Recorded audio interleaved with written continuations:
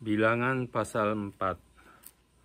Tuhan berfirman kepada Musa dan Harun, hitunglah jumlah Bani Kehat sebagai suatu golongan tersendiri di antara Bani Lewi, menurut kaum-kaum yang ada dalam puak mereka.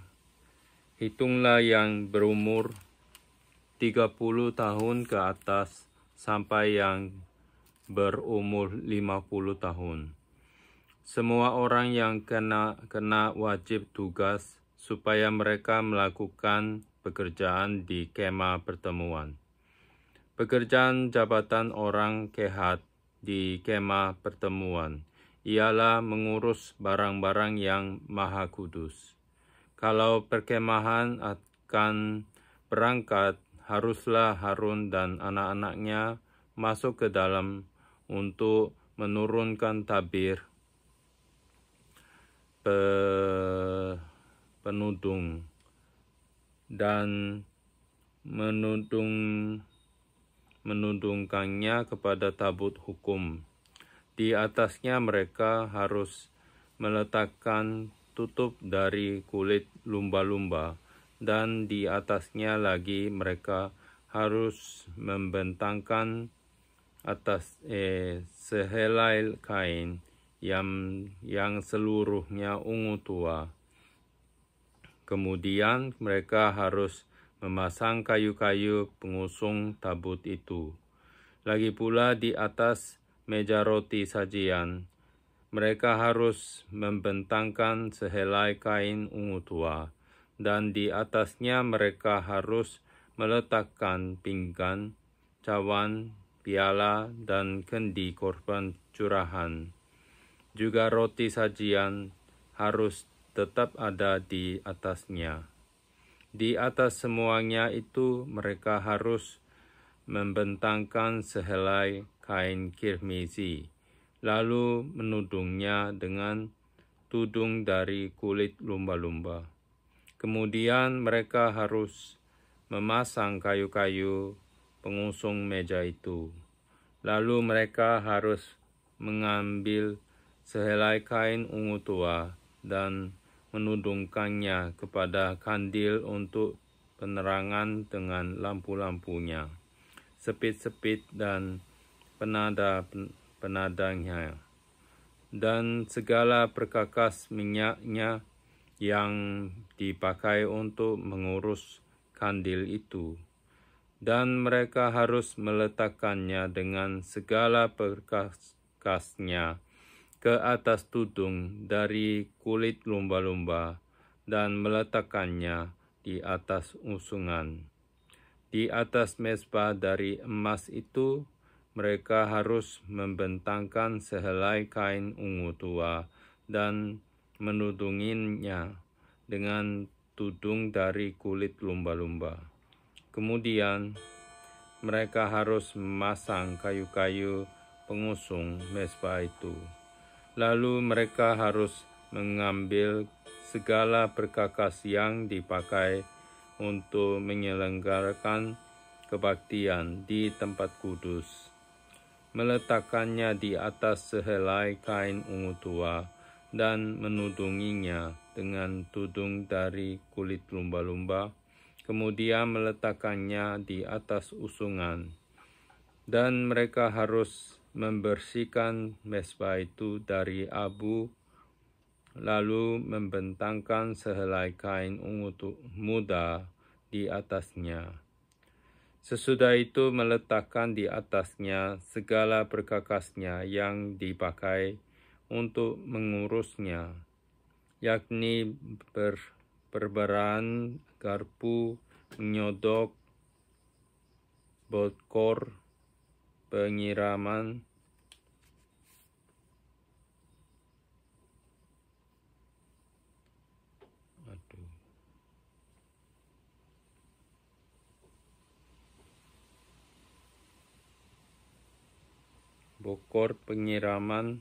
segala perkakas mezbah itu, dan di atasnya mereka harus membentangkan tutup dari kulit lumba-lumba. Kemudian mereka harus memasang kayu-kayu pengusung mezbah itu. Setelah Harun dan anak-anaknya selesai menudungi barang-barang kudus dan segala perkakas tempat kudus, pada waktu perkemahan akan berangkat, barulah orang Kehat boleh masuk ke dalam untuk mengangkat barang-barang itu. Tetapi janganlah mereka kena kepada barang-barang kudus itu, nanti mereka mati. Jadi itulah barang-barang di kemah pertemuan yang harus diangkat Bani Kehat. Tetapi Eleazar anak Imam Harun bertanggung jawab atas minyak untuk penerangan, ukupan dari wangi-wangian, korban sajian yang tetap dan minyak urapan. Ia bertanggung jawab atas segenap kemah suci dan segala isinya, yakni barang-barang kudus dan perabotannya. Tuhan berfirman kepada Musa dan Harun, perhatikanlah supaya puak Kehat dan kaum-kaumnya jangan musnah binasa dari tengah-tengah orang Lewi. Inilah yang harus kamu lakukan bagi mereka, supaya mereka tinggal hidup dan jangan mati. Apabila mereka mendekat ke barang-barang Maha Kudus, Harun dan anak-anaknya haruslah masuk ke dalam dan menempatkan mereka masing-masing di tempat tugasnya dekat barang yang harus diangkat.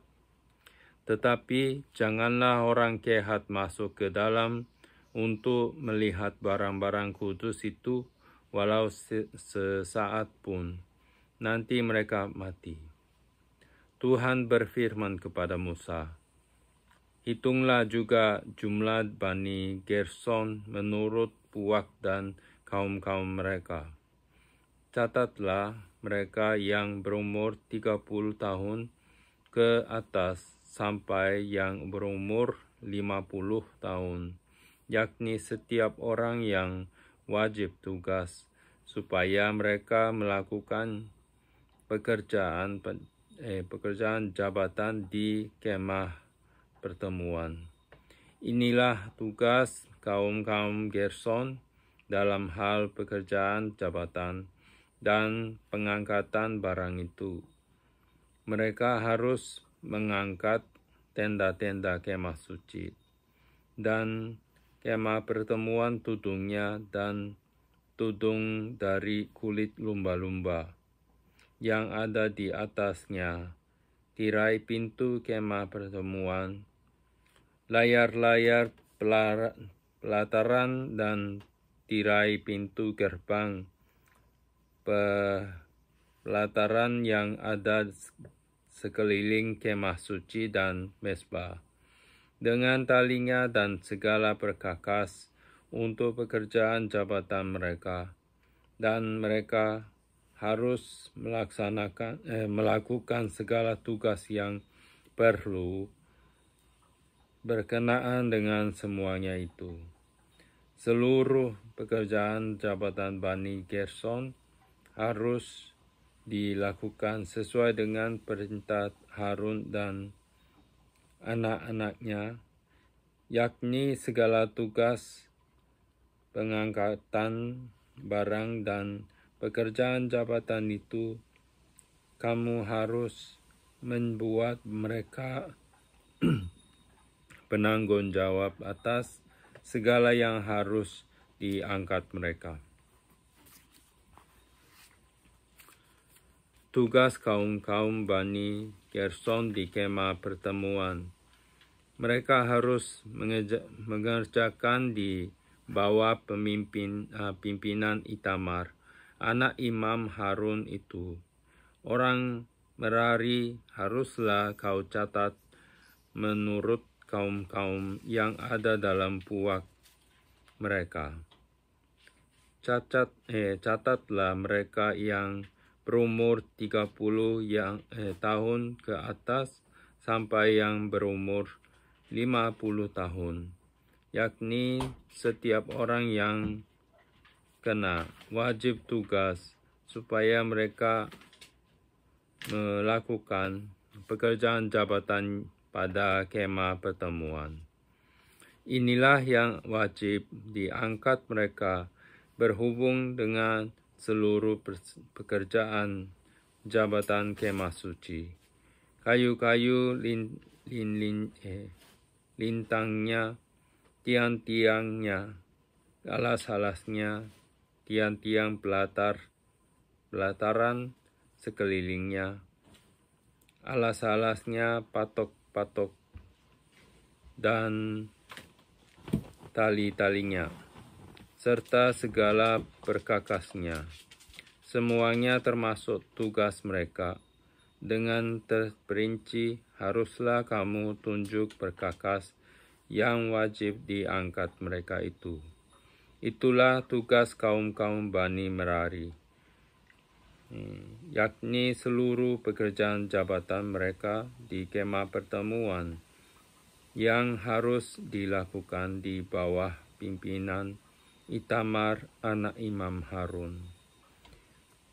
Demikianlah Musa dan Harun dengan para pemimpin umat Israel mencatat Bani Kehat menurut kaum-kaum yang ada dalam puak mereka, yakni orang-orang yang berumur 30 tahun ke atas sampai yang berumur 50 tahun. Setiap orang yang kena wajib tugas berhubung dengan pekerjaan jabatan di kemah pertemuan. Maka jumlah pencatatan mereka menurut kaum-kaum mereka ada 2.750 orang. Itulah orang-orang yang dicatat dari kaum-kaum Kehat. Semua orang yang melakukan pekerjaan jabatan di kemah pertemuan, yakni mereka yang dicatat oleh Musa dan Harun sesuai dengan titah Tuhan dengan perantaran Musa. Bani Gerson yang dicatat menurut kaum-kaum yang ada dalam puak mereka, yaitu orang-orang yang berumur 30 tahun ke atas sampai yang berumur 50 tahun. Setiap orang yang kena wajib tugas berhubung dengan pekerjaan jabatan di kemah pertemuan. Jadi mereka yang dicatat menurut kaum yang ada dalam puak mereka, jumlah 2.630 orang. Itulah jumlah pencatatan kaum-kaum Bani Gerson, semua orang yang melakukan pekerjaan jabatan di kemah pertemuan, yakni mereka yang dicatat oleh Musa dan Harun sesuai dengan titah Tuhan. Bani Merari yang dicatat menurut kaum-kaum yang ada dalam puak penasa, yaitu orang-orang yang berumur 30 tahun ke atas sampai yang berumur 50 tahun. Setiap orang yang kena wajib tugas berhubung dengan pekerjaan jabatan di kemah pertemuan. Jadi mereka yang dicatat menurut kaum-kaum mereka berjumlah 3.200 orang. Itulah jumlah pencatatan kaum-kaum Bani Merari, yakni mereka yang dicatat oleh Musa dan Harun sesuai dengan titah Tuhan dengan peraturan Musa. semua orang Lewi yang dicatat oleh Musa dan Harun dengan para pemimpin Israel menurut kaum-kaum yang ada dalam puak-puak mereka, yakni orang-orang yang berumur 30 tahun ke atas sampai yang berumur 50 tahun. Setiap orang yang wajib melakukan pekerjaan jabatan di kemah pertemuan dan pekerjaan pengangkatan barang. Jadi mereka yang dicatat berjumlah 8.580 orang, sesuai dengan titah Tuhan dengan perantaraan Musa. Maka mereka masing-masing dibuat penanggung jawab atas apa yang harus dikerjakan dan diangkatnya. Demikianlah mereka dicatat seperti yang diperintahkan Tuhan kepada Musa. Pasal 5. Peraturan mengenai orang-orang yang najis. Tuhan berfirman kepada Musa, "Perintahkanlah kepada orang-orang Israel supaya semua orang yang sakit kusta, semua orang yang mengeluarkan lelehan, dan semua orang yang najis oleh mayat disuruh meninggalkan tempat perkemahan, baik laki-laki maupun perempuan, haruslah kau suruh pergi ke luar tempat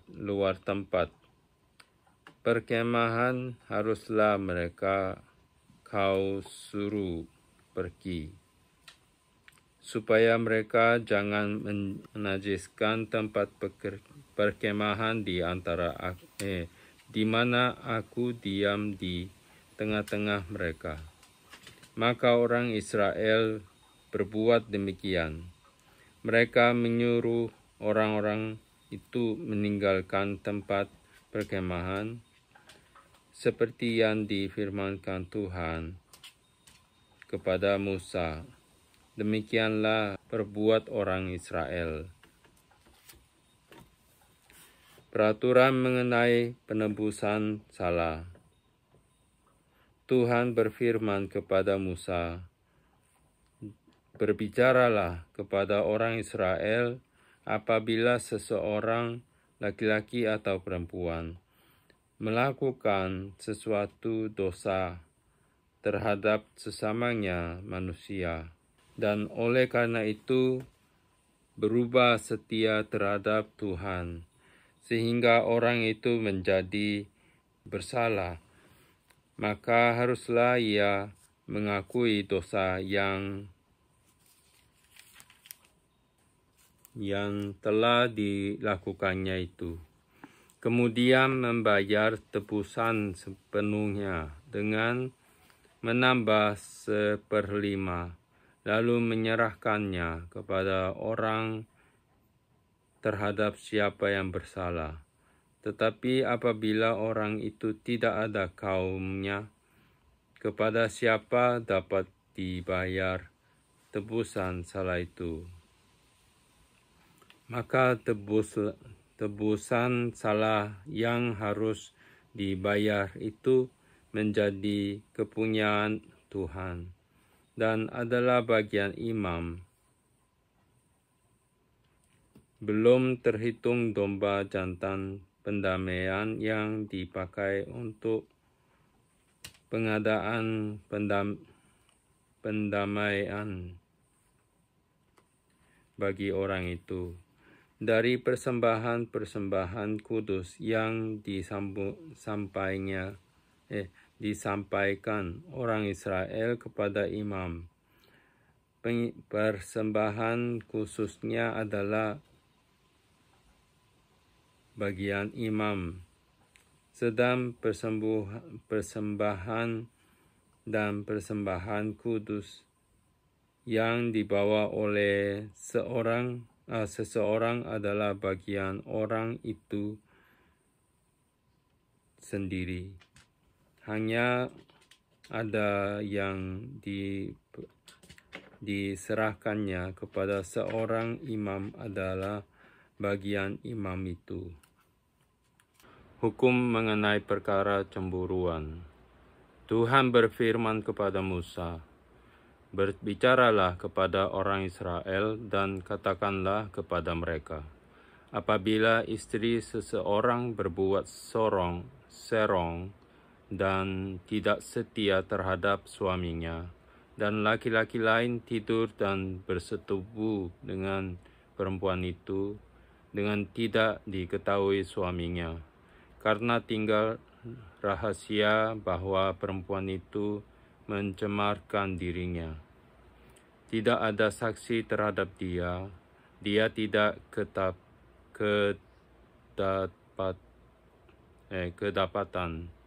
Dan apabila kemudian roh cemburu menguasai suami itu, sehingga ia menjadi cemburu terhadap istrinya, dan perempuan itu memang telah mencemarkan dirinya, atau apabila roh cemburu menguasai suami itu, sehingga ia menjadi cemburu terhadap istrinya, walaupun perempuan itu tidak mencemarkan dirinya, maka haruslah orang itu membawa istrinya kepada imam, dan orang itu harus membawa persembahan karena perempuan itu sebanyak 1/10 eva tepung jelai, yang ke atasnya tidak dituangkannya minyak, dan yang tidak dibubuhinya kemenyan.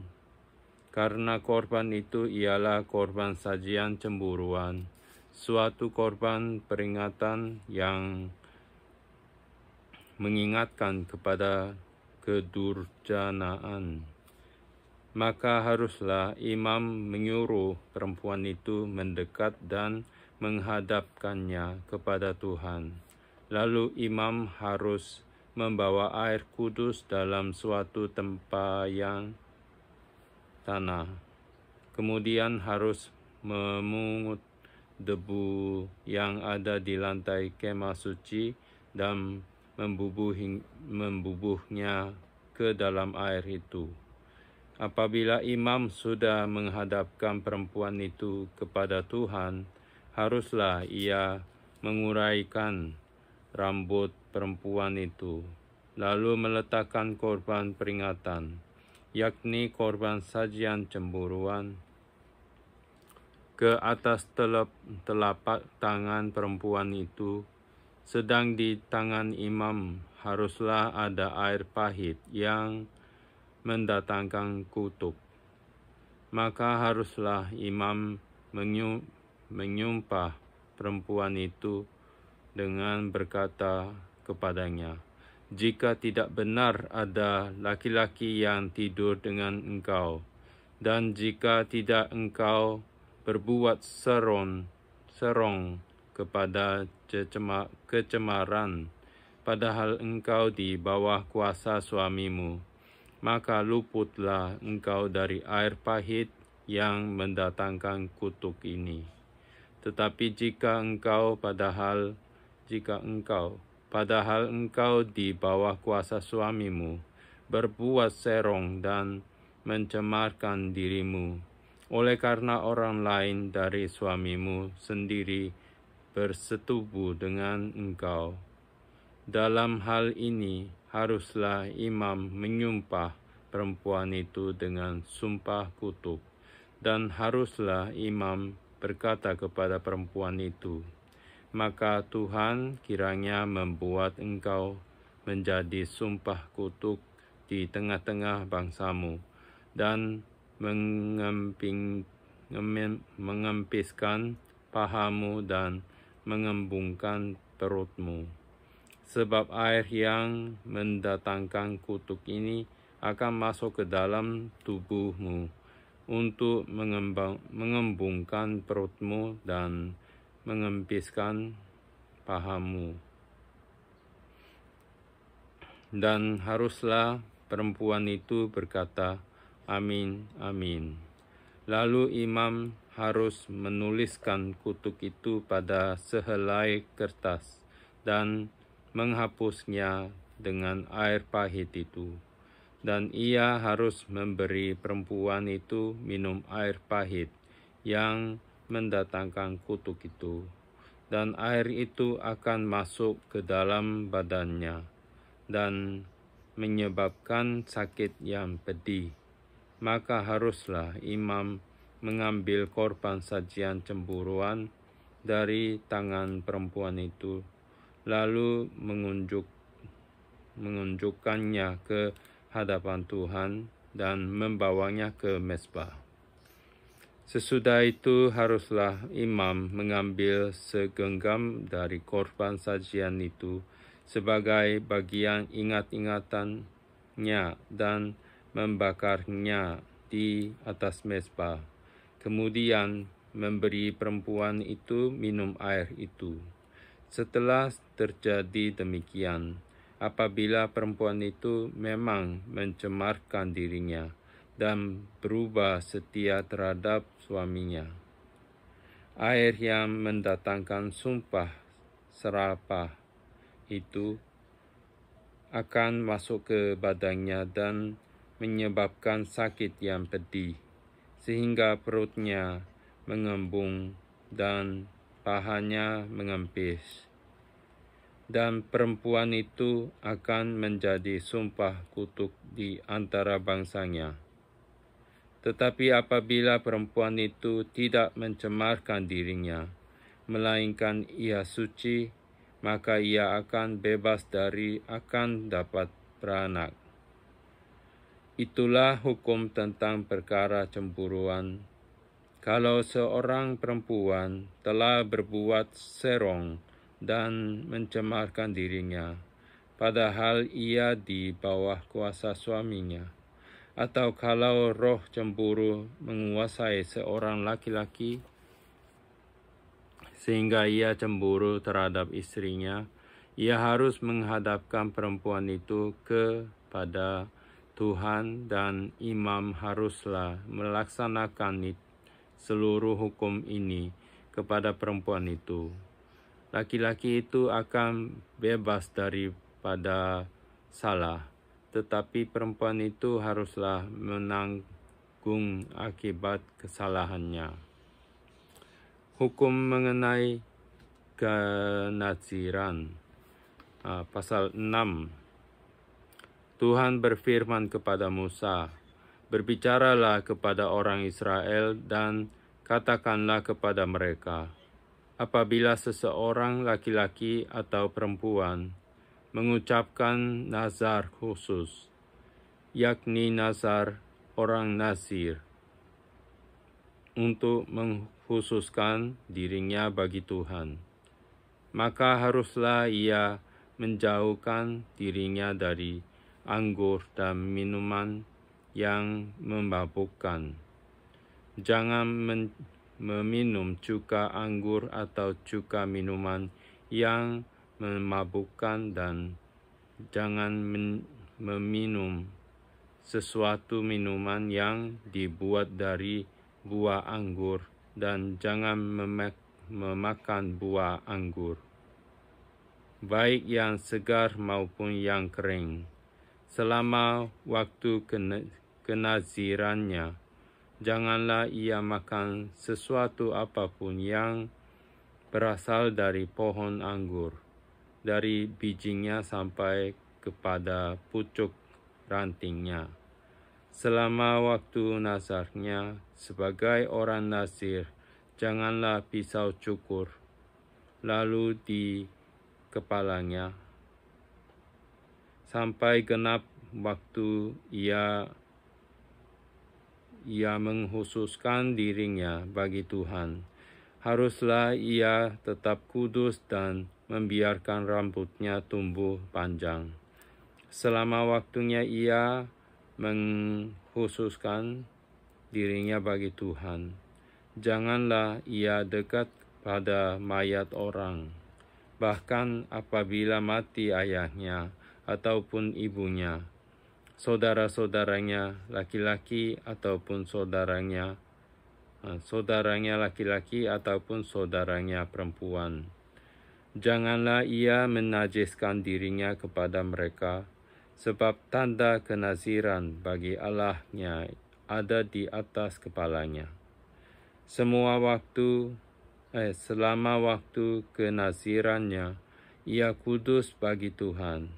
Tetapi apabila seseorang mati di dekatnya dengan sangat tiba-tiba, sehingga ia menajiskan rambut kenazirannya, maka haruslah ia mencukur rambutnya pada hari pentahirannya, yaitu pada hari yang ke-7 haruslah ia mencukurnya. Pada hari yang ke-8 haruslah ia membawa 2 ekor burung tekukur atau 2 ekor anak burung merpati kepada imam ke pintu kemah pertemuan. Maka haruslah imam mengolah yang seekor menjadi korban penghapus dosa dan yang lain menjadi korban bakaran, dan mengadakan pendamaian bagi dia oleh karena ia telah berdosa dengan berada di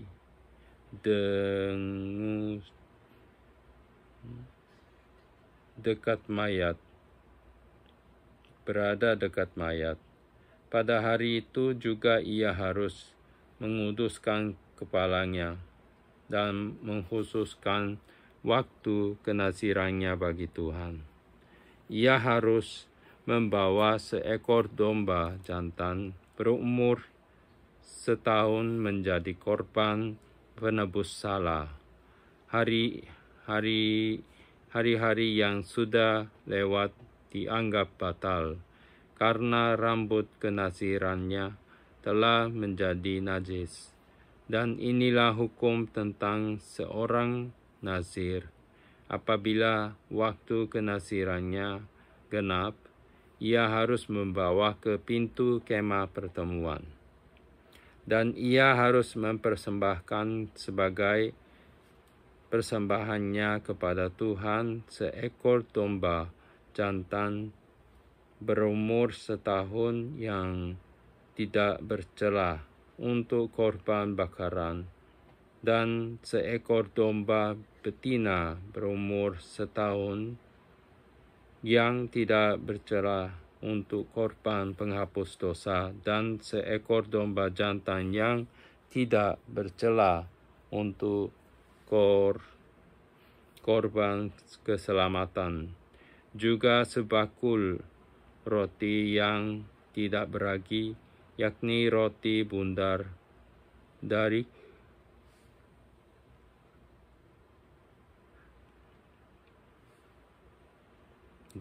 tepung yang terbaik, yang diolah dengan minyak, dan roti tipis yang tidak beragi diolesi dengan minyak, serta dengan korban sajian dan korban-korban curahannya.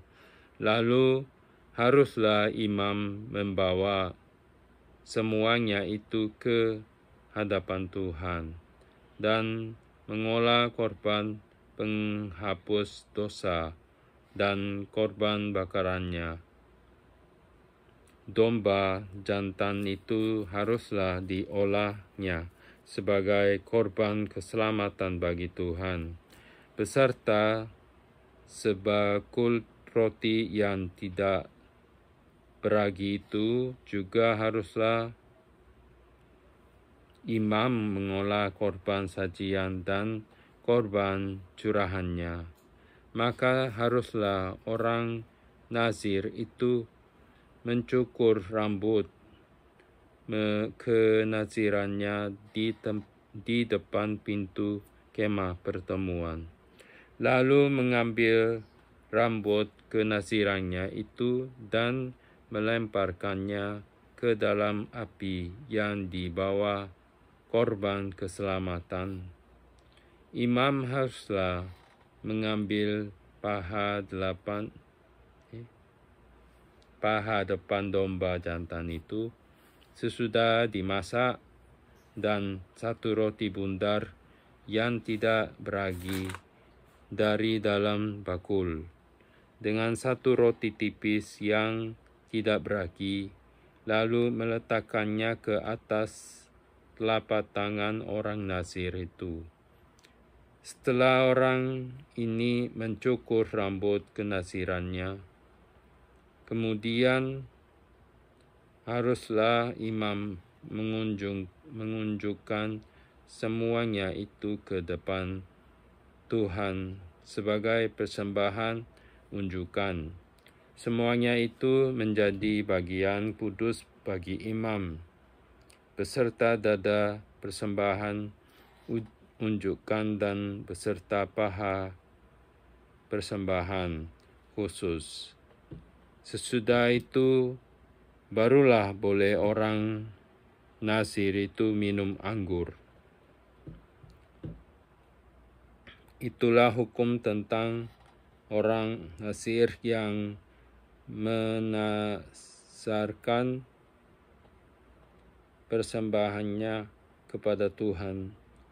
Berdasarkan kenazirannya, belum dihitung apa yang ia mampu mempersembahkan di samping itu, sesuai dengan bunyi saatnya, saat yang diikrarkannya, demikianlah harus dilakukannya. Berdasarkan hukum tentang kepada kenazirannya.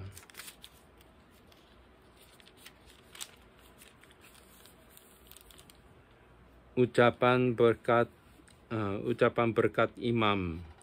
Tuhan berfirman kepada Musa, "Berbicaralah kepada Harun dan anak-anaknya. Beginilah harus kamu berkati orang Israel. Katakanlah kepada mereka, Tuhan memberkati engkau dan melindungi engkau. Tuhan menyinari engkau dengan wajahnya dan memberi engkau kasih karunia. Tuhan menghadapkan wajahnya kepadamu dan memberi engkau damai sejahtera." Demikianlah harus mereka